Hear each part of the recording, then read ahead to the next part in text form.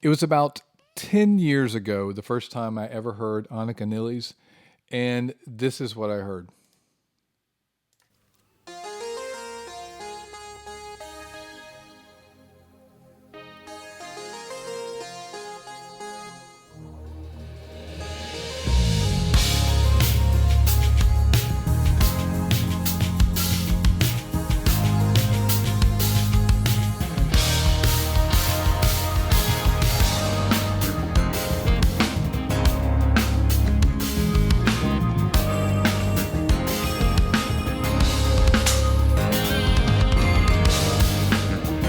So sassy.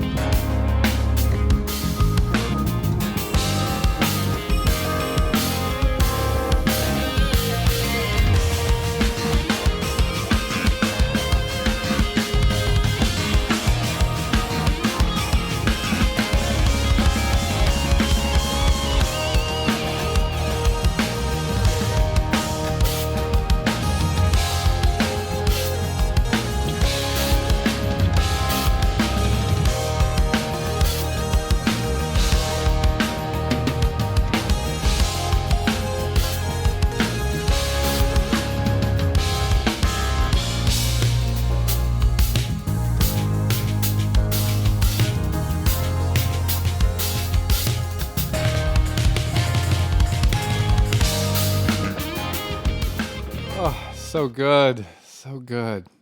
So, if any of you haven't heard that particular performance of Cherry Life in 2015, definitely go check out the whole thing.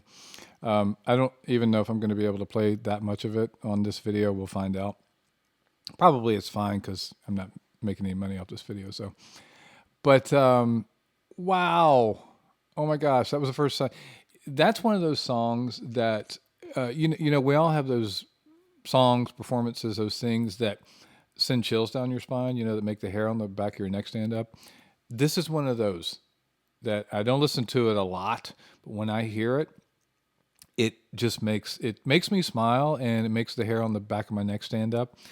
And it's a cool song, but it's largely due to her drumming, which in the context of the song. So that's the first time I ever heard Anika Nilles. It's been 10 years. I had to look up the date. I was surprised to see that it was that long ago at this Minor Drum Festival in 2015.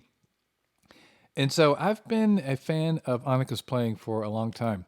And I thought, as somebody who's also a drummer and somebody who also has been influenced by Neil Peart, particularly in my youth, going back to, I discovered Neil Peart when Moving Pictures came out. So whatever year that was, I was merely a baby, but that's when I discovered Neil Peart.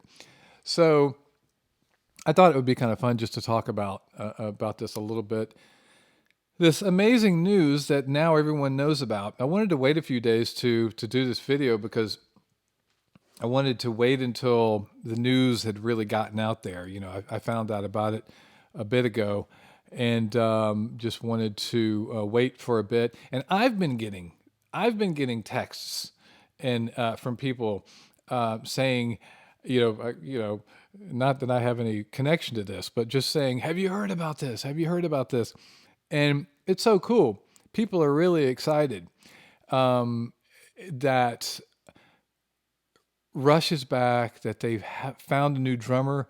Some of these people that have texted me weren't familiar with Anika Nilles. They didn't know who she was. They were just like, "Have you heard about this drummer? Have you heard about this thing happening with Rush?" So I guess because they knew I was a fan of Rush. So I want to just first say at the very top, congratulations to Anika Nilles. I mean, you've got to take, for any of us that have tried to accomplish anything in life and do anything, you've got to take a moment just to think about for a second. There's this band out there, right? And they have a drummer, and the drummer is considered by many to be the greatest of all time. For sure, he's one of the greatest rock drummers to ever live, for sure. Some people will argue the greatest rock drummer to ever live. And then he's gone, and then the band is gone, and then you find yourself in this situation replacing the greatest drummer of all time. I mean, just imagine the weight of that just for a minute. It's like, wow, I mean, it's up here. It's life-changing experiences, right? So, and then the other thing I wanted to say, other congratulations I wanted to throw out there was to Getty and to Alex. Because again, me sort of trying to empathize, as I was just doing with Anika, trying to empathize with the position they're in. They've been in this. They've been in this band their whole life. They've written all this music. It's like one of their children. For those of you that create out there, that if you're a creative person, that when you give birth to something, so to speak, it is kind of like it's something that you love and you nurture. Just in the same way that you do people. Sometimes I mean, it's different, but it's something that you give yourself to, and it becomes very important to you, and all those things. So they have all this huge catalog of music that they are now going to be able to play again, and every sort of interview I've ever seen with those guys, to me, they seem like guys that they really love playing. I mean, that's when I have seen interviews with them and hear them talk about playing. They love the music and they love playing and they love doing it and they're passionate about it. So I sincerely mean like a congratulations to them for taking this step. It's kind of a bold move, and I just saw, I haven't watched a ton of footage about this. I haven't really dug in online. I'm sure there's a lot of videos about all this, that I'm talking about. But I saw one clip of, in very typical Alex Lifeson fashion, just kind of looking at the camera and going, "We're going back on tour," but he was just beaming, just glowing, with happiness. So that makes me happy because, again, this thing that it's been such a huge portion of their life ended with the departure of Neil Peart. I did back when Neil Peart passed away. I did a podcast. I used to have a podcast called the Studio Drummer Chats, and I guess this is kind of an extension of that. It was audio only. I didn't do video back then, but I mean, I did video, but I didn't do a video podcast. But Studio Drummer Chats, and when he passed away, I did a tribute to him. And so, so I won't go too deep into that in terms of how I feel about Neil Peart, but he's definitely been a big influence on my playing, and I love his lyrics, and I love I've always enjoyed Rush. And another thing I thought about. So these are just some random thoughts that I've had as I've been thinking about this and getting these texts, and so it's been on my mind. Is if you're a drummer, imagine the weight of, I don't mean just but imagine the amount of material that Anika Nilles is going to have to learn, even if it's just, I assume it's going to be a 2-hour set, something like that, like 2 hours concert. So let's say that's 20 plus songs, something like that, maybe a little more, somewhere in that neighborhood, give or take, depending on depends on how long they play and which songs they do. some of their songs are quite long, but that is, to me, like, that's the first thing as a drummer I think is like kind of daunting to think, like, wow, I've learned some of their songs. I've taught some of their songs. I've gotten into the real deep nitty gritty with some of Neil's playing, particularly as I've taught it to other students. So Wow, that's a big, and I got to tell y'all, in my humble opinion, uh, Anika is up to the task. She is up to the task. She's very smart. I mean, I've seen interviews with her, and she's got a good brain. So, but I just, for me, as I think about it, I'm just like, wow, the amount of material she has to learn. It'll also be interesting to see how she approaches it. Is because the first thing you think about with rush stuff. I mean, even if you're not a drummer, it's like it's one of the immediate things you think about is the drums, and so many of those drum parts are so iconic almost can't imagine anyone straying away from them. But there is a world, and I have no idea how she's going to approach it. But there is a world where you can pay tribute to someone that you're covering, someone that you're playing their parts, and still make it your own. And I would kind of imagine that that's a possibility. I would imagine that I'm being vague here, obviously, because I don't know, but I would imagine she's a very creative drummer. I mean, if for any of you out there that don't know her playing, she sort of came to the forefront with this idea of reconceptualizing quintuplets, and I won't get into that. But check if you're a drummer and you're interested in that, be sure and check it out. But yeah, that's the best way to say it: reconceptualizing quintuplets. And so unique perspective, unique voice, and so I would, and just from what you just heard on that video I just played, I mean, you can tell that that she's just she's full of cool ideas.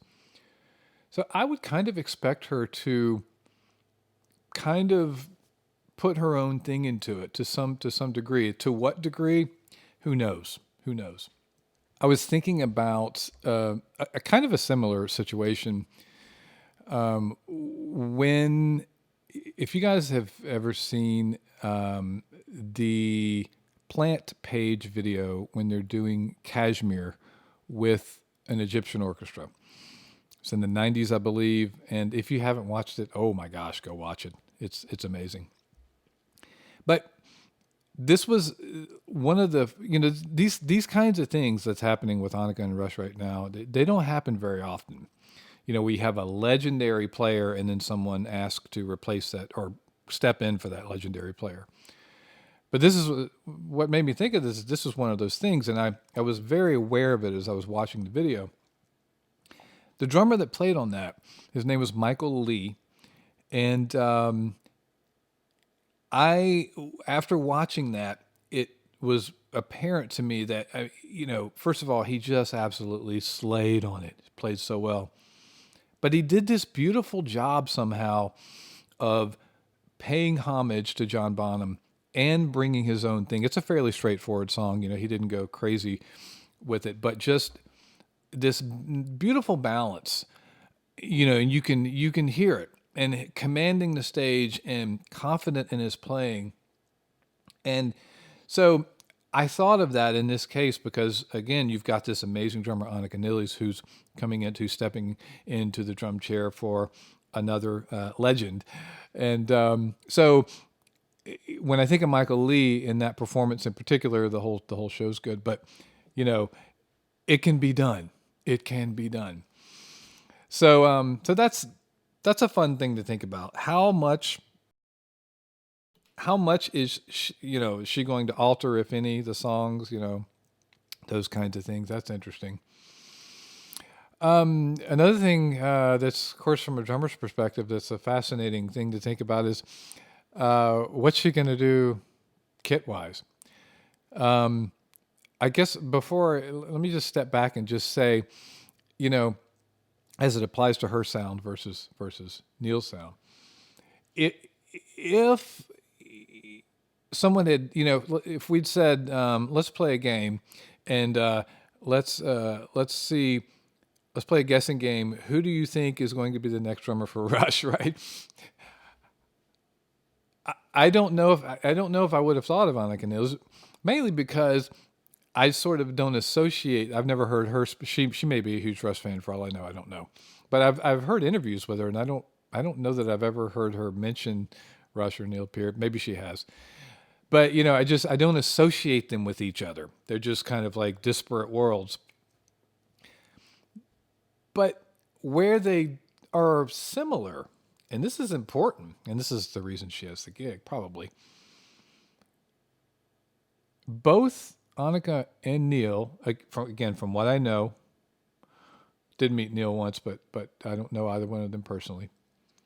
They're both very serious drummers. And what I mean by that is they both have spent a lot of time practicing and working and studying and have dedicated their lives to playing the drums. So that's something that they both share in common. And as you know, a lot of us out, I mean, not everyone does that. Okay. They're both very concerned with technique. They're both technical drummers. And they have put in, both of them had and have put in the time to master their technique.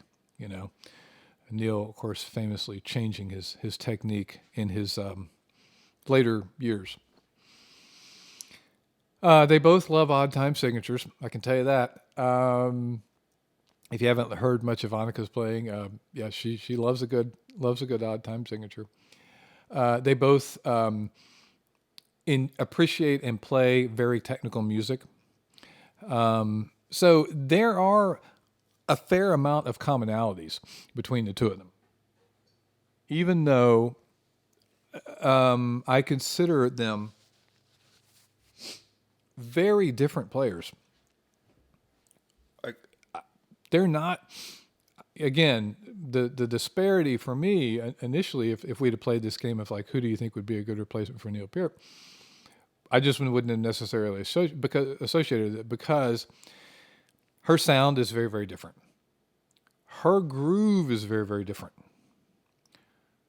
Her overall style is very, very different than Neil's. So, I mean, they're just, and this is one of the beautiful things about drumming.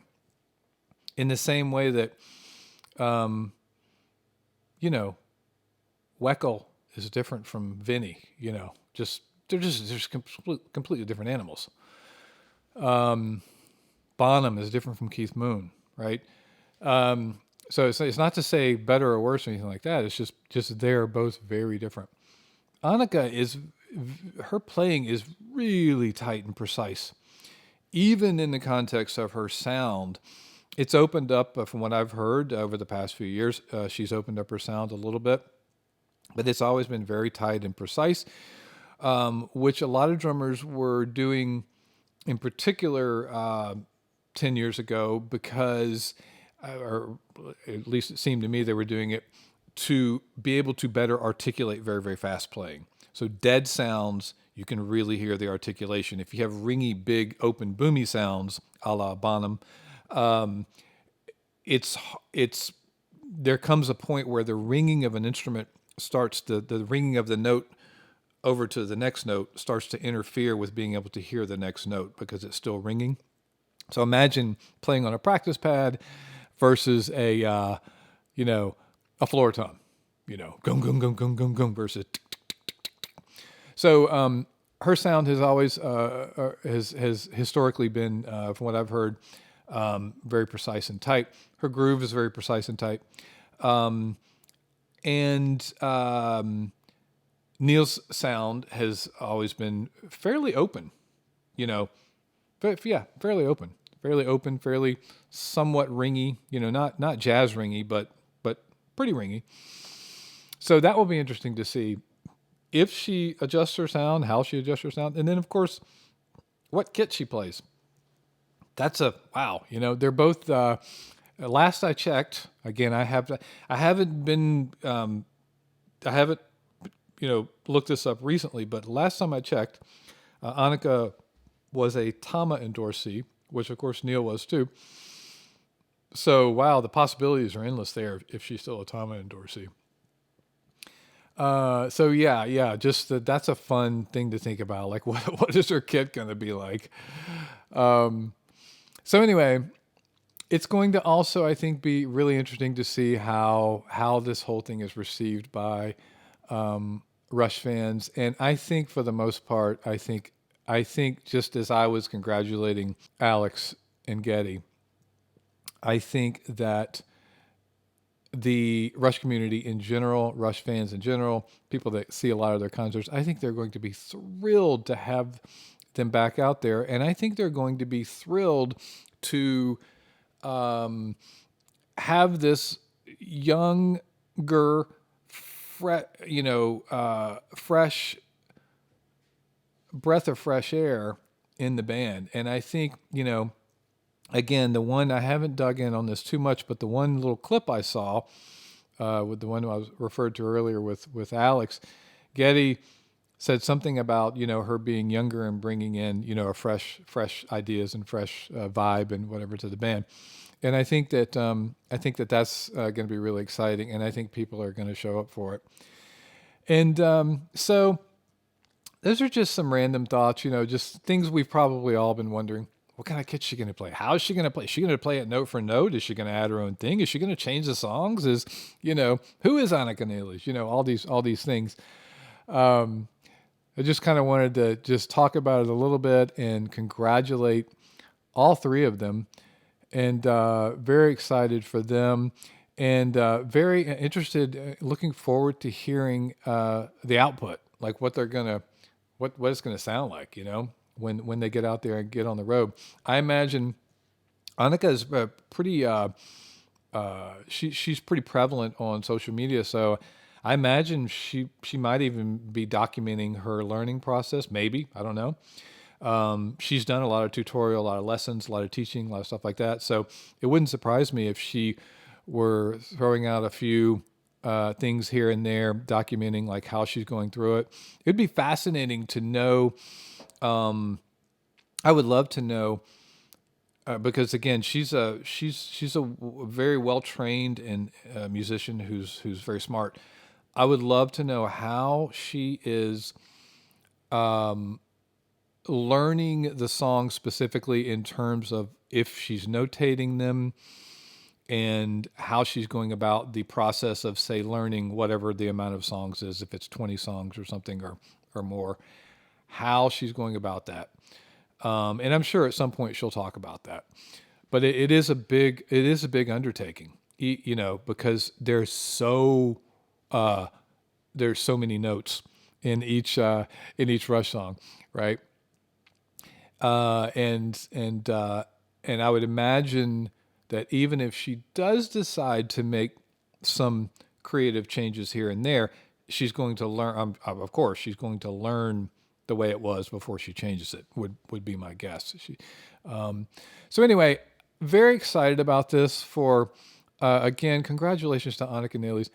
Congratulations to Rush for taking this step. It's a fun, kind of joyous piece of information, here in 2025, and very excited for this.